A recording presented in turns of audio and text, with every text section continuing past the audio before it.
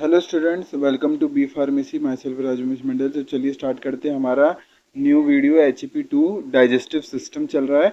तो हम लोग का digestion of carbohydrate, protein, lipids, nucleic acid ये सब बचा है। तो कवर करते हैं, देखते हैं कितना कवर करते हैं। डाइजेशन ऑफ कार्बोहाइड्रेट पढ़ते हैं। कार्बोहाइड्रेट का डाइजेशन कहाँ स्टार्ट होता है आपको पता होगा। सलेवरी अमाइलेज मीन्स माउथ के अंदर स्टार्ट हो जाता है, आपको पता होगा। बताया भी है कि सैलिवरी अमाइलेज जो माउथ के अंदर है वो क्या करता है, स्टार्च का, कार्बोहाइड्रेट का डाइजेशन स्टार्ट कर देता है। Even though the action of salivary amylase may continue in the stomach for a while, the acidic pH of the stomach destroys the salivary amylase and ends its activity. Thus only a few starches are break down by the time chyme leaves the stomach.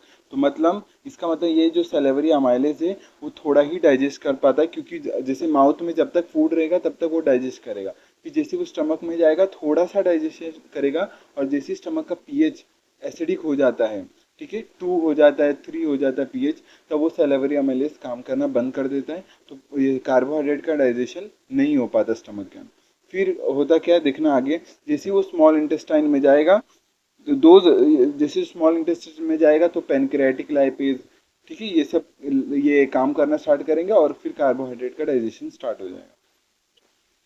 Those starches not already broken into maltose, maltotriose, dextrins are cleaved by the pancreatic lipase, an enzyme in pancreatic juice that acts in the small intestine. तो वही चीज़ है, जैसे stomach में पता चला salivary amylase काम नहीं कर रहा है, जैसे काइम ऐसा बन गया, वो जैसे स्मॉल इंटेस्टाइन में आएगा तो पेनक्रियाटिक जूस आएगा, उसके अंदर का जो ये पेनक्रियाटिक अमाइलेज है वो फिर डाइजेशन स्टार्ट करेगा कार्बोहाइड्रेट का। Although pancreatic amylase acts on both glycogen and starch. It has no effect on another polysaccharide called cellulose, an indigestible plant fiber that is commonly referred to as roughage as it moves through the digestive system.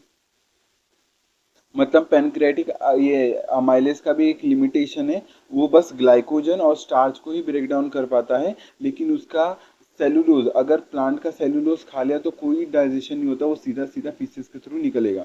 तो कोई digestion नहीं होता है digestive system में किसका, cellulose का। उसके लिए कोई एंजाइम नहीं है सेलुलोज के लिए। अमाइलेज सिर्फ स्टार्च और ग्लाइकोजन का डाइजेशन करता है। ओके, फिर और आगे का देख लेते हैं। आफ्टर अमाइलेज इधर सैलिवरी और पेनक्रियाटिक जो भी स्टार्च है वो स्मॉलर फ्रेगमेंट्स में टूट जाते हैं, किसके हेल्प से, पेनक्रियाटिक या सैलिवरी अमाइलेज के हेल्प से। The brush border enzyme called dextrinase acts on resulting dextrin clipping of one glucose unit at a time. तो पता होगा स्टार्च का ब्रेकडाउन होगा, फिर डेक्सट्रीन ये सब उनका ब्रेकडाउन होकर किस में बनता है, ठीक है, डेक्सट्रीनेज। डेक्सट्रीन का कौन ब्रेकडाउन करेगा, डेक्सट्रीनेज। तो ये एंजाइम है जो डेक्सट्रीन जो कार्बोहाइड्रेट है, पॉलीसेकेराइड है, उसका क्या करता है, ब्रेकडाउन करता है। सुक्रोज, लैक्टोज, माल्टोज ये डाइसैकेराइड्स है। उनके लिए कौन कौन सी एंजाइम है, सुक्रेज, लैक्टेज और माल्टेज, ये सब एंजाइम है जो डाइसैकेराइड्स को मोनोसैकेराइड्स में कन्वर्ट करेंगे। ये आपको ध्यान रखना है। फिर digestion of carbohydrate ends with the production of monosaccharides which digestive system is able to absorb. तो ये कार्बोहाइड्रेट का डाइजेशन एंड किस पे होता है, मोनोसैकेराइड पे जब आ जाता है तो मोनोसैकेराइड पे इससे फर्दर ब्रेक डाउन नहीं होता। मोनोसैकेराइड लास्ट यूनिट है जहाँ पर उसका एब्जॉर्प्शन स्टार्ट हो जाता है। तो कार्बोहाइड्रेट का डाइजेशन इतना याद रखना है कि जो पॉलीसैकेराइड है वो मोनोसैकेराइड में कन्वर्ट होता है, पर वो सीधा कन्वर्ट नहीं होता, पहले डाइसैकेराइड बनता है, फिर उसकी एंजाइम्स एक्ट करते हैं, फिर पॉलीसैकेराइड्स के एंजाइम एक्ट करते हैं, डाइसैकेराइड्स के एंजाइम एक्ट करके फिर वो मोनोसैकेराइड प्रोड्यूस करते हैं एंड देन मोनोसैकेराइड एब्जॉर्ब हो जाते हैं। तो ये हो गया यहाँ तक। अब अब बात करते हैं हम लोग, ये जो लिखा है three brush border enzyme small intestine के, कौन कौन से, सुक्रेज, माल्टेज, लैक्टेज, ये सब है ब्रश बॉर्डर एंजाइम। जहाँ पर यहाँ पर था ना ये डेक्सट्रीनेज, वैसे ही है, ठीक है। अब बात करते हैं प्रोटीन का डाइजेशन में। तो कार्बोहाइड्रेट का डाइजेशन हो गया, प्रोटीन का डाइजेशन स्टार्ट करते हैं। Protein digestion starts in the stomach where protein are fragmented into peptide by the action of pepsin. तो पता है प्रोटीन का माउथ में नहीं होता डाइजेशन, सीधा स्टमक में होता है। स्टमक की किसके हेल्प से होता है, पेप्सिन। जो पेप्सिन है वो प्रोटीन को पेप्टाइड्स में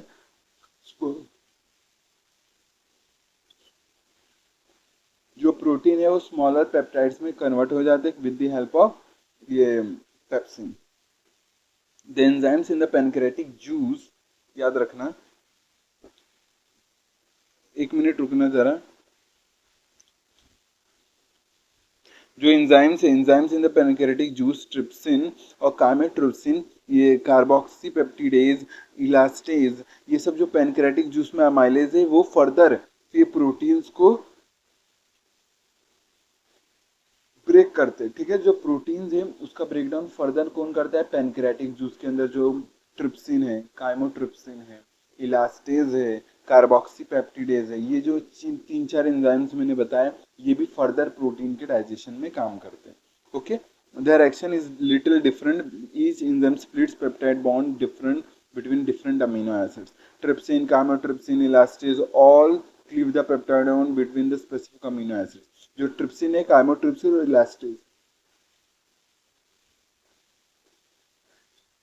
इन लोग का ना डिफरेंट डिफरेंट रिकॉग्निशन साइट होता है जहाँ पर जाके ब्रेक डाउन करते हैं, जिससे डिफरेंट डिफरेंट अमीनो एसिड्स के बीच में जाके पेप्टाइड बॉन्ड्स को तोड़ते हैं।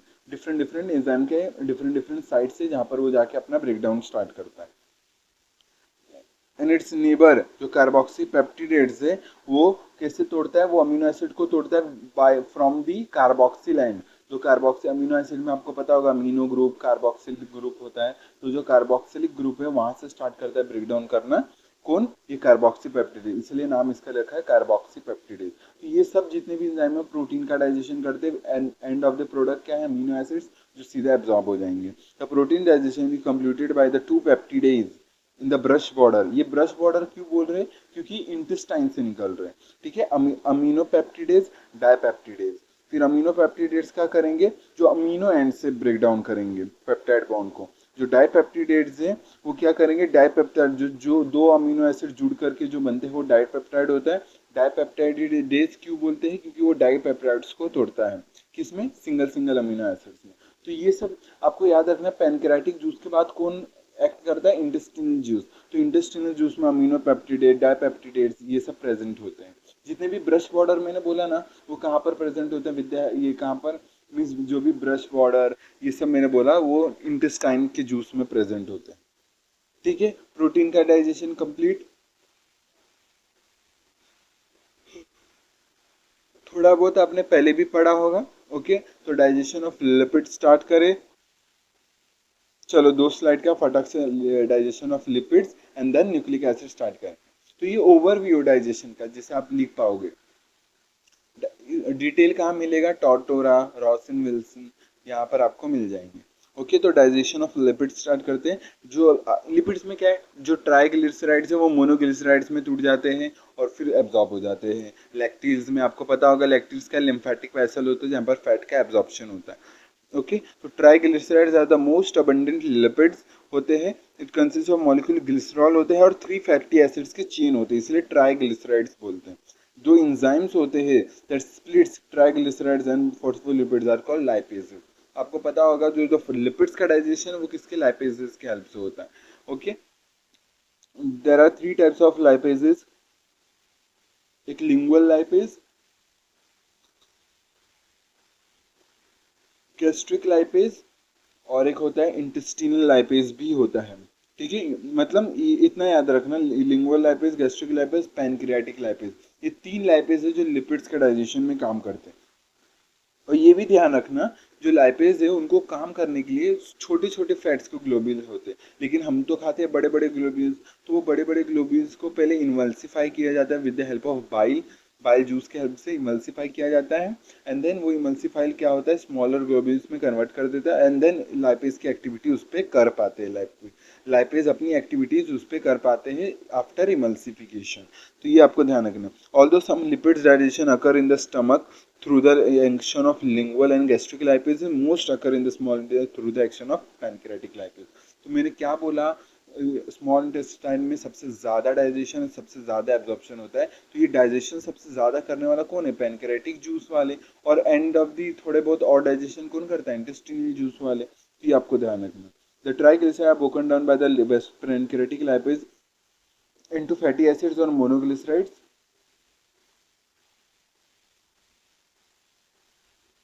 The liberated fatty acids can be either short chain fatty acids और लॉन्ग चेन फैटी एसिड्स।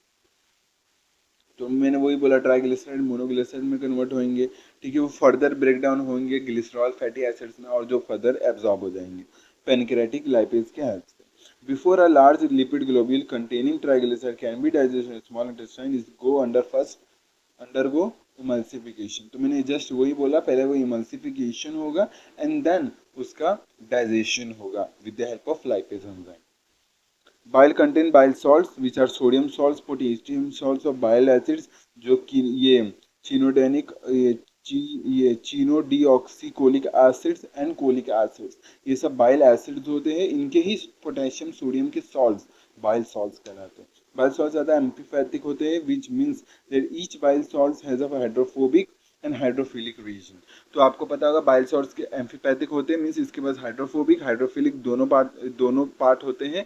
तो ये क्या करते हैं बेसिकली, समझो बीच में एक लिपिड है, आपको पता होगा लिपिड वाटर इनसोल्यूबल है, तो लिपिड को सोल्यूबल इसके आजू बाजू कौन आ जाते हैं, जो हाइड्रोफोबिक वाला पार्ट है, हाइड्रोफोबिक वाला पार्ट है बाइल सॉल्ट्स का, वो लिपिड्स के अराउंड आ जाते हैं, चिपक जाते हैं। और फिर ये, और जो आपको पता होगा हाइड्रोफिलिक वाला भी पार्ट है बाइल सॉल्ट्स का, वो हमारे सिस्टम में जो हमारा ब्लड का सर्कुलेशन है, आपको पता होगा पूरे बॉडी में क्या वाटर में अच्छे से सॉल्युबल हो, इसलिए बाइल सॉल्ट्स पूरे ये जो अपना लिपिड है उसको घेर लेते हैं, घेर लेंगे तो वो क्या है पानी में मीन सॉल्युबल हो जाएंगे ना। अब ध्यान से सुनना, आपको इसमें बताता हूँ।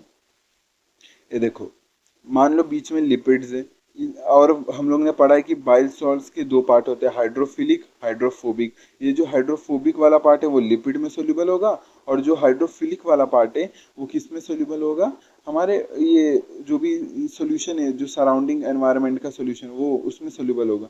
तो ये बाइल सॉल्ट्स को अपने, ये देखो बाइल सॉल्ट क्योंकि इनसोल्यूबल है, तो उसको सोल्यूबल बनाने के लिए बाइल सॉल्ट उसके आजू बाजू जुड़ जाते हैं हाइड्रोफोबिक एंड के थ्रू, और हाइड्रोफिलिक एंड हमारे सोल्यूशन में सोल्यूबल होता है। सोल्यूशन मीन्स जैसे ब्लड सर्कुलेशन हो गया, ये सब में सोल्यूबल हो जाता है।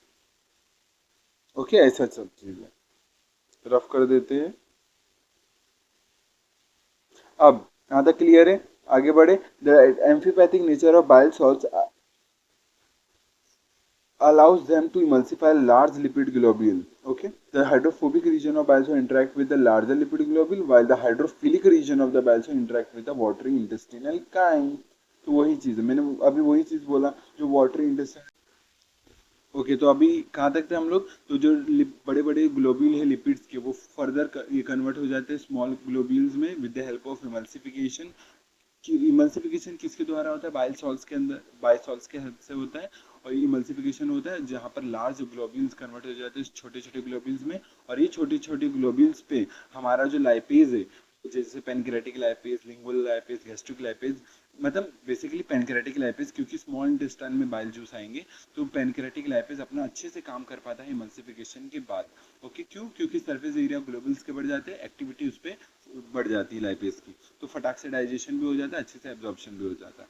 तो ये आपको ध्यान रखना है। ओके, ये इतना ही ध्यान रखना है। फिर डाइजेशन ऑफ ये न्यूक्लिक एसिड्स के बारे में पढ़ लेते हैं। यहाँ पर न्यूक्लिक एसिड का डाइजेशन किसके किसके हेल्प से होगा, डीएनएज हो गया, आरएनएज हो गया, ये जो पेनक्रेटिक जूस के अंदर प्रेजेंट होते हैं, डीएनएज आरएनएज, ये फर्दर डीएनए को आरएनए को ब्रेक डाउन करेंगे। आपको पता होगा डीएनए आरएनए क्या है, न्यूक्लिक एसिड्स, और न्यूक्लिक एसिड किससे बनते हैं, न्यूक्लियोटाइड से। तो ये जो ये डीएनएज आरएनएज है, वो न्यूक्लिक एसिड्स को वो किस में कन्वर्ट कर देते हैं, न्यूक्लियोटाइड। और ये न्यूक्लियोटाइड आपको पता होगा किससे बनता है, फॉस्फेट, शुगर और नाइट्रोजनस बेसेस के हेल्प से। तो ये न्यूक्लियोटाइड किससे ब्रेक डाउन होता है, जैसे न्यूक्लियोटाइडेज, न्यूक्लियोसाइडेज, फिर अब बात करूँ मैं अगर फॉस्फेटेज, ये सब एंजाइम के हेल्प से वो फॉस्फेट में, न्यूक्लियोसाइड्स में, शुगर्स में, ये नाइट्रोजनस बेस में फर्दर डिवाइड हो जाते हैं, और ये तीनों प्रोडक्ट जो भी फॉस्फेट, शुगर और नाइट्रोजनस बेसिस है, वो स्मॉल इंटेस्टाइन में एब्जॉर्ब हो जाते हैं। तो ये चीज़ है, ये न्यूक्लिक एसिड का डाइजेशन है। तो कौन से एंजाइम कहाँ से आते हैं, आपको ये चीज़ का ध्यान रखना है, प्रोटीन का, लिपिड्स का। जैसे लिपिड्स का डाइजेशन कहाँ होता है, ये रिवाइज करा रहा हूँ कि जहाँ लिपिड का डाइजेशन कैसे होता है, आपको पता होगा बहुत सारी, आपको सबका ना चारों चीज़ों का, जो चारों प्रोडक्ट है उसका सबका डाइजेशन आपको कहाँ स्टार्ट हो रहा है, कौन से एंजाइम से क्या क्या हेल्प हो रही, कौन से एंजाइम कौन से जूस से आ रहे हैं, वो आपको ध्यान रखना है। और ये सब आपको पॉइंट्स से ध्यान रखेंगे तो एग्जाम में अच्छे से लिख पाओगे। ओके, तो बस इतना ही रखते वीडियो में। वीडियो समझा कि नहीं बताना। जैसे कार्बोहाइड्रेट का रिवाइज करो। कार्बोहाइड्रेट क्या होता है? कार्बोहाइड्रेट में जहाँ पर मोनोसैकेराइड में कन्वर्ट होता है, पहले उससे पहले वो डाइसैकेराइड में कन्वर्ट होता है। डाइसैकेराइड्स के लिए, पॉलीसैकेराइड्स के लिए अलग एंजाइम्स होते हैं जो डाइजेशन करते हैं। एंड प्रोडक्ट होता है मोनोसैकेराइड जो स्मॉल इंटेस्टाइन में एब्जॉर्ब हो जाते हैं। ओके, अब फिर बात करते हैं लिपिड्स का। यहाँ पर लिपिड्स का पहले इमल्सिफिकेशन होता है एंड देन लिपिड्स लाइपेज का एक्टिविटी होता है। फिर प्रोटीन्स का, प्रोटीन्स में अमीनो एसिड्स एंड प्रोडक्ट होते हैं। ये अमीनो एसिड्स बनाने से पहले पहले अमीनो अमीनो पेप्टिडेज जो इंटेस्टाइन से निकलता है, उससे भी पहले ट्रिप्सिन, काइमोट्रिप्सिन, कार्बोक्सीपेप्टिडेज, इलास्टेज, जो पैनक्रेटिक जूस के अंदर एंजाइम्स है, ये फर्दर प्रोटीन को डाइजेशन करते हैं डाइपेप्टाइड्स में। ठीक है, ओलिगोपेप्टाइड डाइपेप्टाइड्स में तोड़ते हैं। और ये डाइपेप्टाइड्स, डाइपेप्टाइड जो भी डाइपेप्टाइडेज जो एंजाइम है वो डाइपेप्टाइड्स को तोड़ता है सिंगल सिंगल अमीनो एसिड्स के यूनिट्स में। ठीक है, और ये सबके एंजाइम्स अलग अलग साइड से अपने जाके काम करने के, जिससे कार्बोक्सी पेप्टिडेज कार्बोक्सिल एंड से तोड़ता है, ये आपको ध्यान रखना है। तो ये सब चीज़ें हैं। लिपिड्स का हो गया, न्यूक्लिक एसिड में डीएनएज, आरएनएज, न्यूक्लियोटाइडेज, न्यूक्लियोसाइडेज, और फिर हमारा फॉस्फेटेज, ये सब काम करते हैं। ये आपको ध्यान रखना है, रीड करना है। ये सब आपने पहले भी पढ़ चुका है। बाकी वीडियो समझा है कि नहीं बताना कमेंट में। मिलते हैं नेक्स्ट वीडियो में, और भी कुछ डिटेल ये सब चाहिए होगा बताना कमेंट में। वीडियो में और इम्प्रूवमेंट करना है, एक्सप्लेनेशन में और इम्प्रूवमेंट करना है बताना। बाकी मिलते हैं नेक्स्ट वीडियो में, तब तक के लिए टेक केयर। जय हिंद, जय भारत। बाय। सारे नोट्स, बुक्स की पीडीएफ्स, ये लेक्चर के लिंक्स सब आपको व्हाट्सएप या टेलीग्राम ग्रुप पे मिल जाते हैं। ठीक है, मिलते हैं नेक्स्ट वीडियो में, तब तक के लिए टेक केयर। जय हिंद, जय भारत। बाय।